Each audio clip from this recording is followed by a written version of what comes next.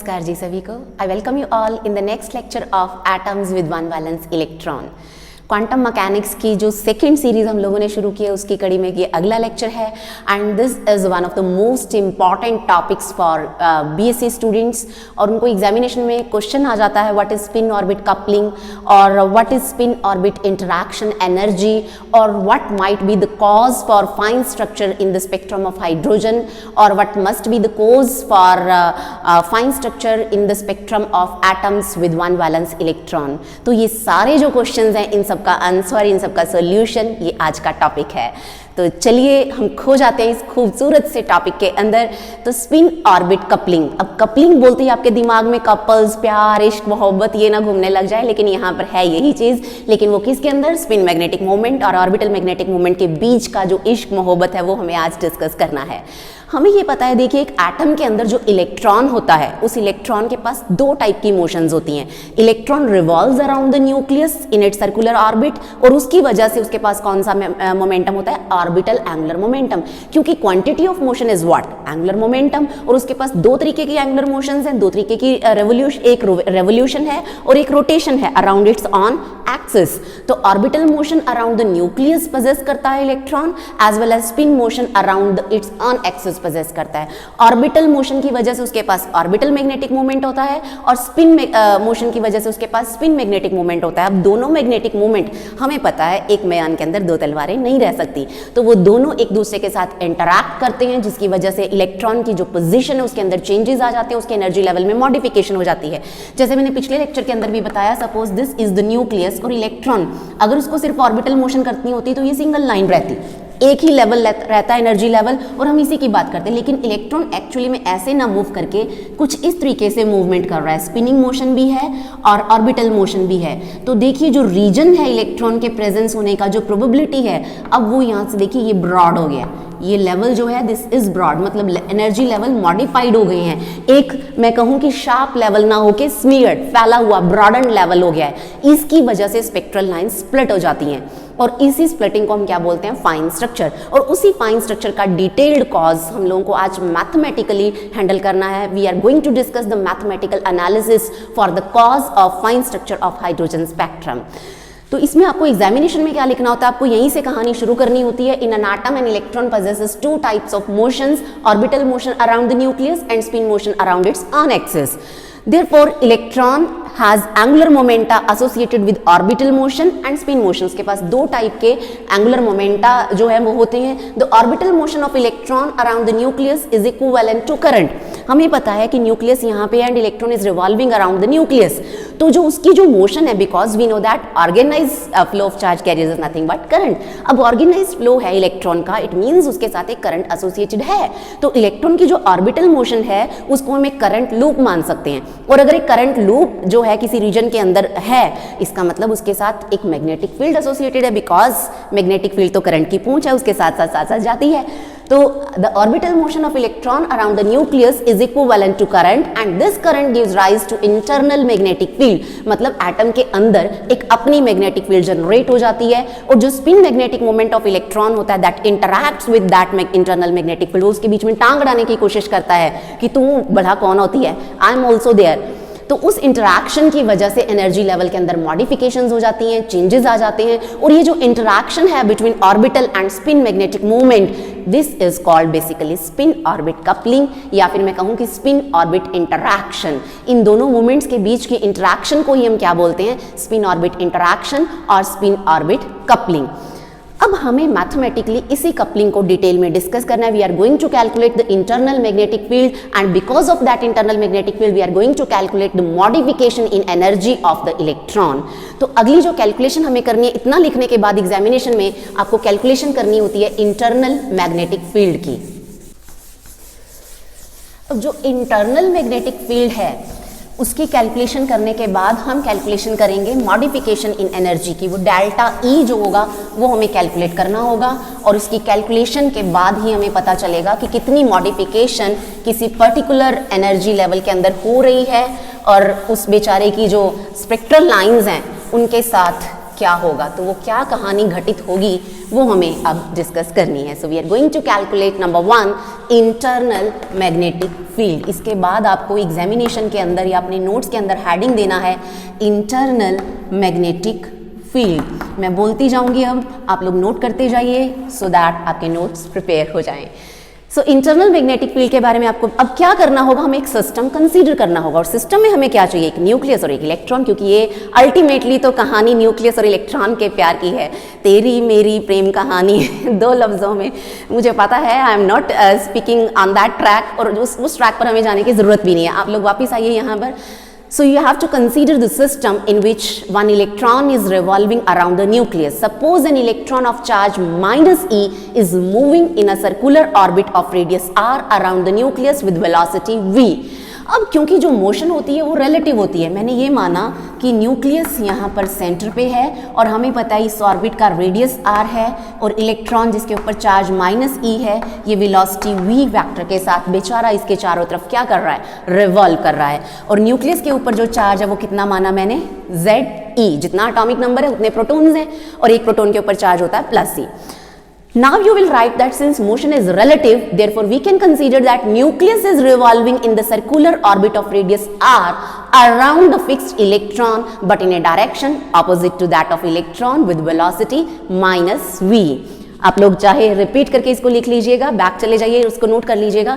देखिए क्या समझाने की कोशिश मैं आपको कर रही हूँ, क्योंकि जो न्यूक्लियस है उसके चारों तरफ इलेक्ट्रॉन रिवॉल्व कर रहा है, और इलेक्ट्रॉन के पास दो टाइप की मोशन है, orbital motion and spin motion. अब मुझे पहले जो internal magnetic field due to orbital motion है उसको कैलकुलेट करना है। It means I need to concentrate only on the orbital motion of the electron, लेकिन स्पिन मोशन बीच में टांग अड़ाएगी। अब इसके लिए क्या जरूरी है कि या तो मैं स्पिन मोशन को भूल जाऊं, but which is not possible, जब तक मैं इलेक्ट्रॉन के फ्रेम ऑफ रेफरेंस में हूं, मैं वहां तक प्रेजेंट हूं, इलेक्ट्रॉन साथ हूं, I can not forget it's spin motion. तो उसका सॉल्यूशन क्या फाइंड आउट किया गया कि हम अपना फ्रेम ऑफ रेफरेंस बदल लें। आइंस्टाइन की बात आपको याद होगी, मैंने अपने स्पेशल थ्योरी ऑफ रिलेटिविटी के लेक्चर्स में एक डिस्कशन की थी कि एक बार आइंस्टाइन और हाइजेनबर्ग जा रहे थे, और हाइजेनबर्ग को थोड़ी आदत थी आइंस्टाइन के साथ चुटकियां लेने की, तो उन्होंने कहा, एक चिकन रोड क्रॉस कर रहा था, उन्होंने कहा कि मैं आपको इतना ज्यादा विटी पर्सन तब मानूंगा when you will tell me that why this chicken cross the road.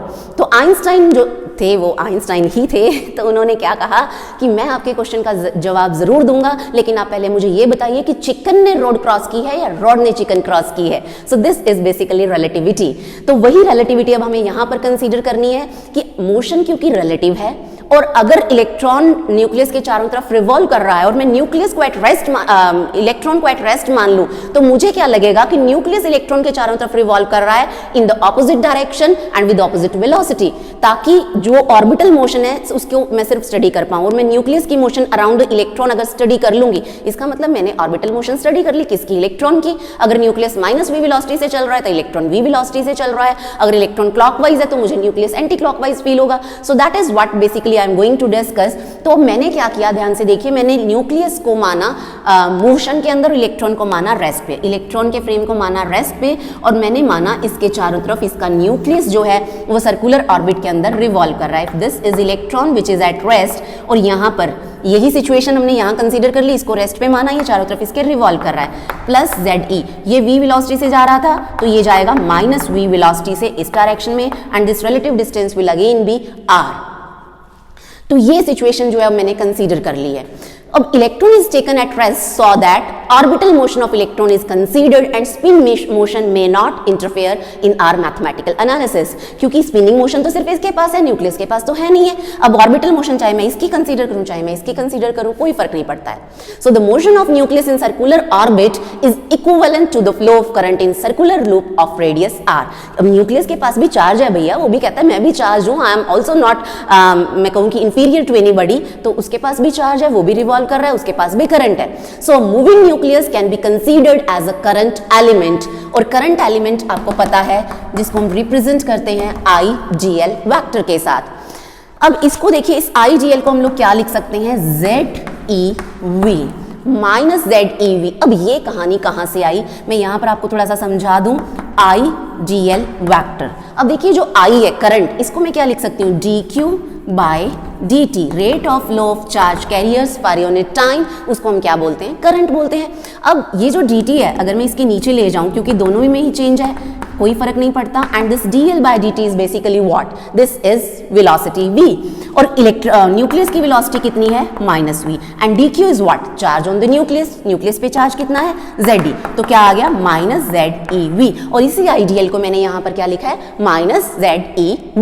तो ये हो गया हमारे पास current element. We can consider nucleus as a current element, and let us suppose this is our equation number 1. Now, according to Biot-Savart law, I am going to use Biot-Savart law. आप लोगों ने सबने पढ़ रखा होगा +2 class के अंदर। So, according to Biot-Savart law, the magnetic field produced by current element IDL at a particular मैं कहूँ कि position, वहाँ पर क्या होगा, इसका B की वैल्यू क्या होगी, this B vector is equal to mu naught upon 4 pi I dl cross r vector upon r cube. अगर यहाँ पर आप r यूनिट वेक्टर लगा देते हैं तो नीचे r स्क्वायर आ जाता है। This is equation number 2, and this mu naught is permeability of free space, और आपको पता है इसकी वैल्यू 4 पाई इंटू 10⁻⁻7 होती है।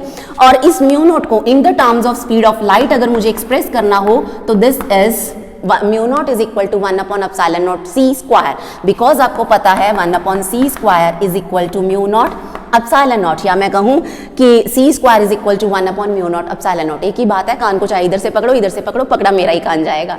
सो this is basically equation number 2 and this is equation number 3। Now you are going to put 1 and 3 in 2. So put 1 and 3 in equation number 2, 1 और 3 इन दोनों को आपको इस इक्वेशन नंबर 2 के अंदर पुट करवाना है। तो देखिए जो b है इसको और इसको दोनों को पुट करवाइए, तो ये जो b है ये क्या बन जाएगा, this will B mu naught upon 4 पाई, जब आप आइडियल की वैल्यू पुट करवाएंगे विच इज -Zev, ये पुट हो गया, क्रॉस यहाँ पर आ जाएगा r vector upon r cube. अभी हमें म्यू नोट की वैल्यू भी पुट करवानी थी, तो यहाँ पर जब म्यू नोट आप पुट करवाएंगे so it will become 4 pi ε0 c square, this will be 4 pi ε0 c square, क्योंकि 4 पाई तो नीचे ऐसा रहेगा ही रहेगा। म्यू नोट की वैल्यू हमने क्या पुट करवा दी है, 1/ε0 c square. Now multiply right hand side of this equation with mass of electron, और डिवाइड भी करना पड़ेगा, एज सच तो मल्टीप्लाई हम कर नहीं सकते हैं। So multiplying and dividing right hand side with the mass of electron, मैंने इसी इक्वेशन को मास ऑफ इलेक्ट्रॉन से मल्टीप्लाई करवा दिया और मास ऑफ इलेक्ट्रॉन से ही डिवाइड करवा दिया। तो ये देखिए ये जो एक्सप्रेशन बनेगी यहाँ पर -Zev cross r upon 4 pi ε0 c square r cube, ये हमारे पास बन गया। अब ये देखिए जो v क्रॉस r है, हमें पता है जो वेक्टर प्रोडक्ट है that is not commutative, a cross b is equal to minus of b cross a होता है। तो यहाँ पर मेरे पास अगर v क्रॉस r है और इसको मैं r क्रॉस v में कन्वर्ट करूंगी तो नेगेटिव आ जाएगा, वो नेगेटिव और ये नेगेटिव एक दूसरे को निस्तनाबूद कर देंगे, खत्म कर देंगे। तो यहाँ पर जब मैं इसको रिवर्ट करूंगी I will get Zem r cross v divided by 4 pi ε0 c square r cube m, यहाँ पर आप लिख सकते हैं ब्रैकेट में, because r cross v is equal to minus of v cross r। अब ये एक्सप्रेशन आ गई है मेरे पास, and this is mr cross v is nothing but angular momentum, you are very much right. So this b vector is equal toZel vector upon 4 pi ε0 c square r cube m, and suppose this is my equation number 4, Zel vector 4 pi ε0 c square r cube, और ये जो L है आप यहाँ पर लिख सकते हैं because this L is equal to m r cross v, आप चाहें तो ब्रैकेट में इसका रीजन लिख सकते हैं। So this is the internal magnetic field felt by electron and which depends on its on orbital angular momentum. Internal magnetic field हमने calculate कर ली है और ये किसके ऊपर डिपेंड कर रही है? This depends on the orbital magnetic moment orbital angular momentum of the electron. तो इंटरनल मैग्नेटिक मोमेंट कैलकुलेट हो गई है भाई साहब। अब हमें चलना है आगे, हमें इसकी वजह से एनर्जी के अंदर चेंजेस फाइंड आउट करने हैं और हमें पता है कि सीधा सीधा इफेक्ट किसके ऊपर जाता है? Nothing but potential energy. And you know that potential energy is nothing but magnetic moment और मैग्नेटिक फील्ड का डॉट प्रोडक्ट। तो वो अबे नहीं है, वो अब हमें कैलकुलेट करनी है। So next we are going to, इसके बाद आपको सेकंड हेडिंग दे देना है spin orbit interaction energy. So we are going to do spin orbit interaction energy. तो जब वो स्पिन ऑर्बिट, एक बार मैं ये एक्सप्रेशन लिखी रहने देती हूँ बिकॉज हमें इस एक्सप्रेशन को यूज करना है। जैसे मैं हमेशा कहती हूँ कि हम लोग बड़े स्वार्थी हैं, जो चीज़ काम आती है उसको हम अपनी ज़िंदगी से नहीं हटाते हैं और जो हमारे काम नहीं आनी होती है उसको हम हटा देते हैं। तो इतने से, क्योंकि मेरे पास जगह इतनी है तो इतना सा सेल्फिश मुझे होना पड़ेगा, तो थोड़ी सी सेल्फिशनेस चलती है। So second is spin orbit interaction energy. Spin orbit interaction energy, इसको अब हमें करना है कैलकुलेट। अब हमें पता है कि इलेक्ट्रॉन को हमने कहां पर माना था? रेस्ट पे। If electron is at rest with respect to nucleus that means it will possess only spin magnetic moment. क्योंकि अगर इलेक्ट्रॉन को हमने न्यूक्लियस के रिस्पेक्ट में रेस्ट पे माना है तो इलेक्ट्रॉन के पास ऑर्बिटल मोशन तो नहीं है, इसका मतलब उसके पास कौन सी है? But spin motion is there. So if electron is at rest with respect to nucleus it will possess only spin magnetic moment which is denoted by mu as vector. पिछले लेक्चर्स के अंदर भी हम लोग इसको करके आए हैं। So it will possess a potential energy corresponding to this magnetic moment, and this potential energy let us suppose I am going to write it delta E dash SL, क्योंकि चेंज आएगा थोड़ा सा एनर्जी के अंदर इसकी वजह से, तो मैंने इसको डेल्टा E dash SL मान लिया। एंड वी नो दैट ये क्या होती है? Minus mu S dot B. आप लोअर क्लासेस में इनको पढ़कर आए हैं +2 क्लास के अंदर। Let us suppose this is equation number 5। और ये जो स्पिन मैग्नेटिक मोमेंट है इसको हमने अपने पिछले लेक्चर्स जो कि atoms with one valence electron की सीरीज में थे उनके अंदर कैलकुलेट किया है। लिंक आपको डिस्क्रिप्शन में मिल जाएगा। जिन लोगों ने इस लेक्चर को नहीं देखा है वो जा सकते हैं और देख सकते हैं उस लिंक पर। So spin magnetic moment of electron is given by mu S vector. It is equal to minus G S spin G factor for electron, mu B Bohr's magneton upon H cross S vector, and this H cross is nothing but H upon 2 pi where H is nothing but Planck's constant, and this is equation number 6। अब हमें क्या करना है? इस 6 को 5 में put करवा देना है। Put 6 in 5। अब इसको जब आप पुट करवाएंगे तो डेल्टा E डैश SL किसके इक्वल बन जाएगा? माइनस, ये माइनस माइनस एक दूसरे को खत्म कर देंगे, हमारे पास माइनस नहीं बचेगा। So G S mu B S upon H cross dot B. अब मान लीजिए ये इक्वेशन नंबर 7 है। अब हमें क्या करना है? इसके अंदर इस b की वैल्यू, ये वाला b भी मैं यहाँ पर पुट करवा देती हूँ। So using equation 4 in equation 7, इसीलिए मैंने इसको इरेज नहीं किया था। So delta E dash SL it will become, अब हमें ये सारी जो ये वाली एक्सप्रेशन है इस एक्सप्रेशन को इसके अंदर क्या कर देना है? पुट कर देना है। So G S mu B S factor dot, अब हमें पुट करवाना है b। z एंड e कांस्टेंट है, z और e को मैं आगे लेके जा सकती हूँ। l वेक्टर है, s डॉट l हो जाएगा डिवाइडेड बाई ये सारा एक साथ। सो 4 pi epsilon not h cross यहाँ से आ गया c square r cube m। ये मेरे पास आई है delta E dash L। Late us suppose this is equation number 8। अब हमें क्या करना है? इसके अंदर मान लीजिए मैं बोर्स मैग्नेटोन की वैल्यू भी पुट करवा देती हूँ और स्पिन जी फैक्टर की वैल्यू भी पुट करवा देती हूँ। So put the value of Bohr's magneton. क्या वैल्यू होती है बोर्स मैग्नेटोन की? Mu B is equal to E H cross by 2m. So I'm going to put the value for Bohr's magneton, and spin G factor Gs is equal to 2. So let us put these values into this expression, and we will get delta E dash SL.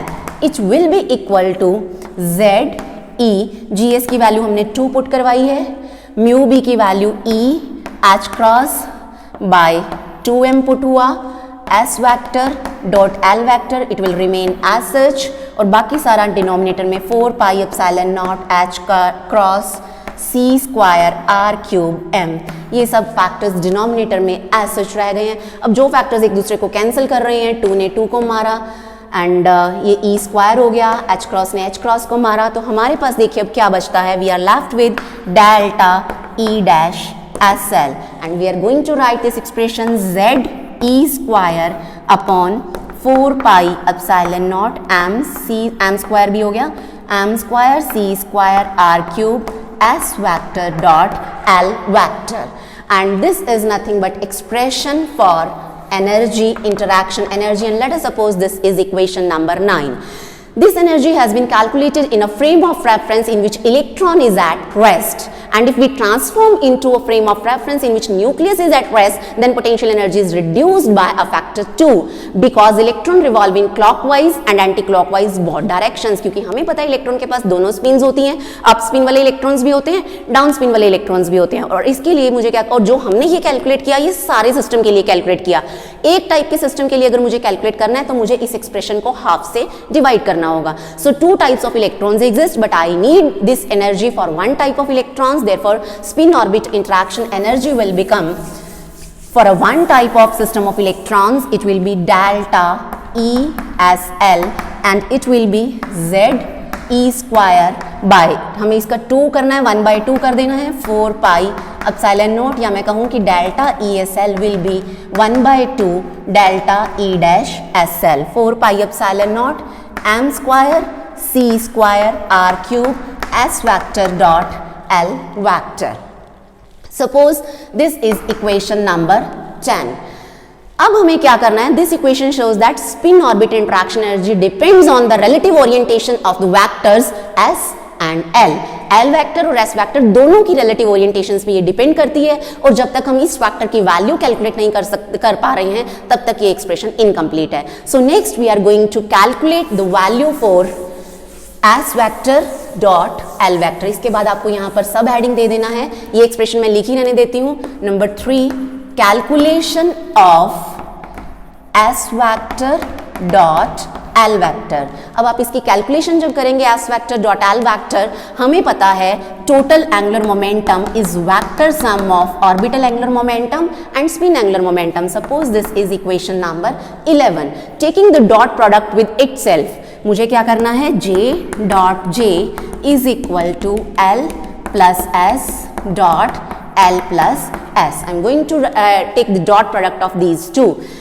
तो ये J dot J it will be J square, यहाँ पर L dot L plus L dot S plus S dot L plus S dot S, and this will be J square is equal to L dot L, एक vector का खुद के साथ ही dot product, उसके अपने magnitude का square, exactly same ये भी x स्क्वायर, और dot product is commutative in nature, a dot b is equal to b dot a होता है, तो l dot s s dot l के इक्वल हो जाएगा, और मुझे वैल्यू चाहिए s डॉट l की, तो मैं यहाँ पर कर दूंगी इसका ट्वाइस 2 s डॉट l. यहाँ पर आप लिख सकते हैं l dot s is equal to s dot l because dot product is commutative in nature.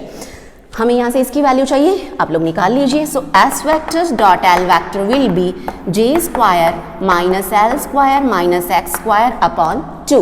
अब करना कुछ नहीं है, आपको इनके मैग्नीट्यूड की जस्ट वैल्यूज पुट करवानी है. So we are going to put the values, put values j square जो है ये किसके इक्वल होते हैं, हमें j किसके इक्वल होता है, j into j plus 1 h cross.